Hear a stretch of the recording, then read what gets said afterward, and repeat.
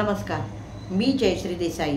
Ultimate आरोग्य या माझ्या यूट्यूब चॅनलमध्ये आपणा सर्वांचं हार्दिक स्वागत. आपण अनाहत चक्र घेतो आहोत. अतिशय महत्त्वाचं असं हे चक्र आहे, त्यामुळे ते अतिशय सविस्तरपणे मी घेतलं आहे. प्रत्येक चक्राचे साधारणतः 3-3 भाग झाले, पण याचा हा चौथा आणि शेवटचा भाग आज मी घेते आहे.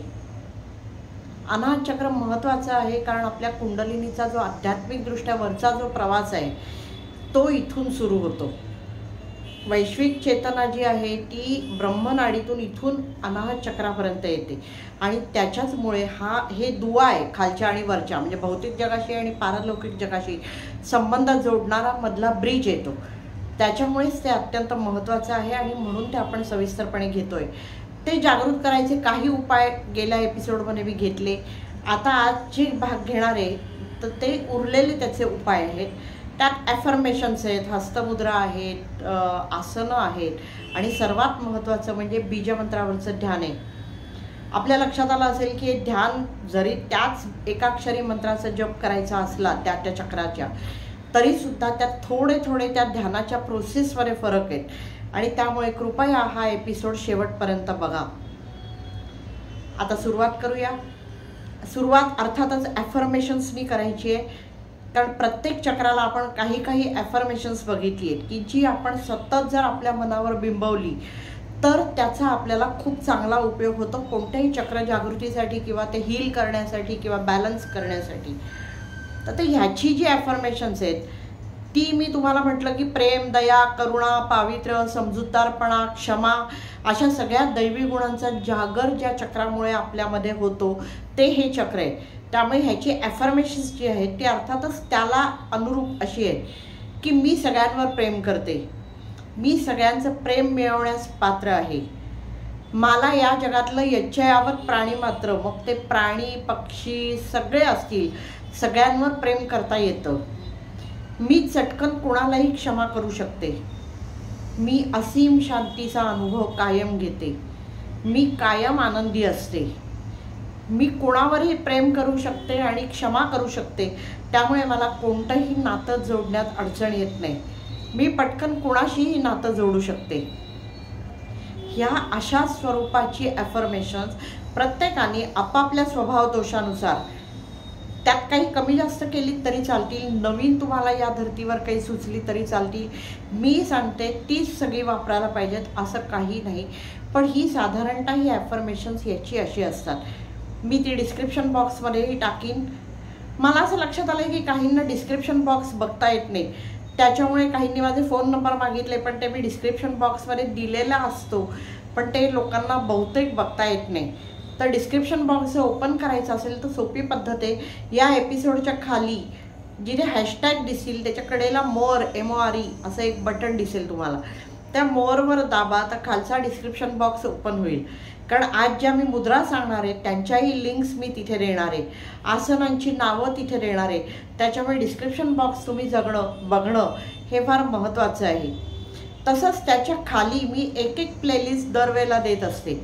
त्यामुळे कुणाला प्राणायाम सापडत नाही, कुणाला आणखीन काही सापडत नाही, अशी जर काही समस्या असेल तर त्या प्लेलिस्टला जरी क्लिक केलं तरी त्या प्लेलिस्टमधले सगळे व्हिडिओज आपल्याला ओपन होतात. प्राणायाम स्ट्रेस मॅनेजमेंटच्या लिंकमध्ये प्लेलिस्टमध्ये आहे, तीही मी देऊन झालेली आहे. मी अशी वेगवेगळे प्लेलिस्ट प्रत्येक वेळेला देत असते, कारण माझे आधीचे जे एपिसोड्स आहेत तेही खूप चांगले आहेत. अगदी व्हिटॅमिन G, नेचर पील, दिवसातनं फक्त 5 मिनटं, 11 मिनटं, हँड रिफ्लेक्सॉलॉजी, बऱ्याच प्रकारचे चिजोंग, हे सगळे ज्या रिफ्लेक्सॉलॉजी, फूट रिफ्लेक्सॉलॉजी, हे सगळे जे आपले झालेले आहेत घेऊन. कारण अनेक जण होतं आहे असं, थोडंसं हे विषयांतर होतं आहे, पण अनेक जण मला अमुक त्रास होतो आहे तर त्याच्यासाठीचा उपाय सांगा किंवा त्याच्यासाठीची मुद्रा सांगा. तर असं नाही आहे, मी अनेक उपाय त्या जनरली जे सर्वसमान ज्या हे आहेत व्याधी आहेत त्यांच्यासाठीचे अनेक शास्त्रांमधले अनेक उपाय मी घेऊन झालेले आहेत.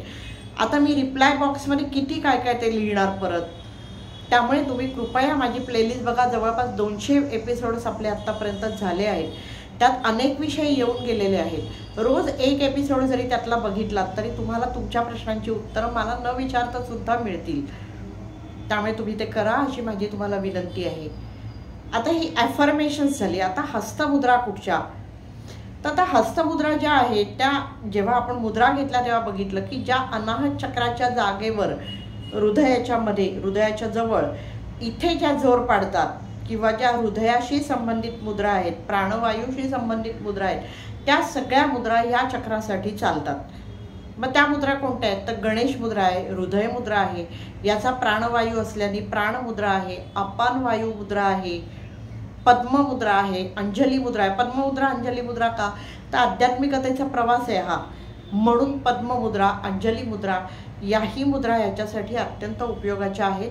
त्यांच्या काहींच्या लिंक्स मी डिस्क्रिप्शन बॉक्समध्ये देईन, आपण त्या बघाव्यात.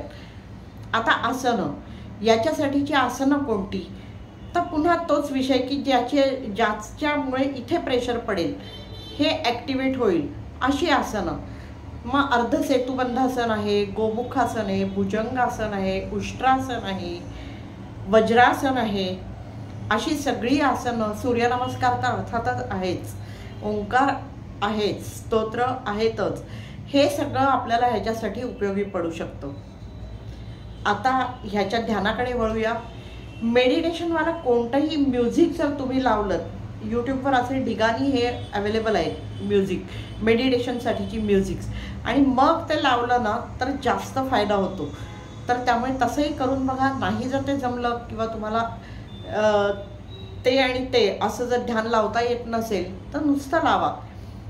त्याच्यासाठीची प्रोसिजर अशी आहे की तुम्ही शांत बसा, श्वासावर लक्ष केंद्रित करा, श्वास मंद आणि नियमित चालू दे. आपण बघितलं असेल तर काही वेळेला आपला फास्ट चालतो, काही वेळेला अतिशय स्लो चालतो, तो नियमित असणं गरजेचं आहे. त्यामुळे श्वासावर लक्ष केंद्रित करा, लक्षपूर्वक तो नियमित करायचा प्रयत्न करा.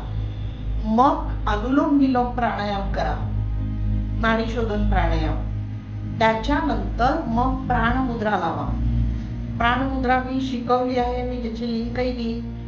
प्राणमुद्रा लावा. हे हात आपल्याला मांडीवर ठेवायचे, आपल्या प्राणमुद्रा लावा आणि मग एक अशी कल्पना करा की 12 पाकळ्यांचं हिरव्या रंगाचं एक चक्र आपल्या ह्या अनाहत चक्राच्या जागी गरगर गरगर जमिनीला समांतर असं फिरतंय, आणि ते फिरत असताना त्याचा जो आवाज येतो तो आपला बीजमंत्र यम.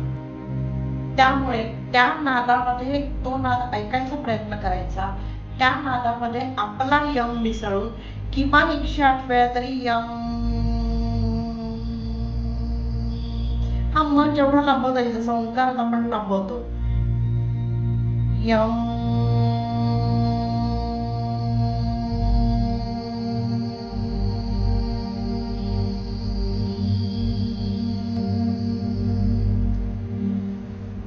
यम.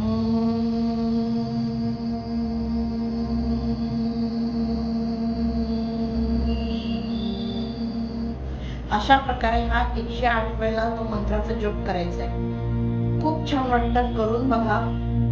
त्यामुळे ह्याचा तुम्हाला नक्की फायदा होईल. आता आजची टिप, अनाहत चक्राचा भाग इथे संपला. कोणाला काही प्रश्न असतील तर आपण माझ्या नंबरवर किंवा डिस्क्रिप्शन बॉक्समध्ये खाली जे कॉमेंट बॉक्स असते तिथे विचारू शकता. आता आजची टिप, उन्हाळा चालू आहे, अनेकांना ॲसिडिटीचा त्रास होतो, तर ही जर सवयच ॲसिडिटीची जर घालवायची असेल तर 5 वेलची आणि 5 लवंगा या हलक्या भाजायच्या लोखंडी कढल्यामध्ये, आणि मग त्याची पूड करून ठेवायची, आणि रोज सकाळी अनुशापोटी, म्हणजे तर गोळ्या असेल तर काय थायरॉइडची गोळी आधीच घ्यायला लागते, ती गोळी घेतल्यावर घ्या, पण खाण्यापूर्वी घ्या. चिमूटभर ती पूड खायची, कोमट पाणी प्यायचं, आणि मग ॲसिडिटीची सवयच जायचा हे होईल. करून बघा तुम्ही. ही अशीच माहिती घेऊन मी दर शनिवारी, आणि चुकवू नये असं काही घेऊन दर गुरुवारी सकाळी 7:30ला आपल्या भेटीला येणार आहे. पण ती आपल्यापर्यंत पोचावी यासाठी आपण हे चॅनल लाईक, शेअर आणि सबस्क्राईब करणं गरजेचं आहे. आपण ते कराल अशी मला आशा आहे. करा अशी माझी तुम्हाला विनंती आहे.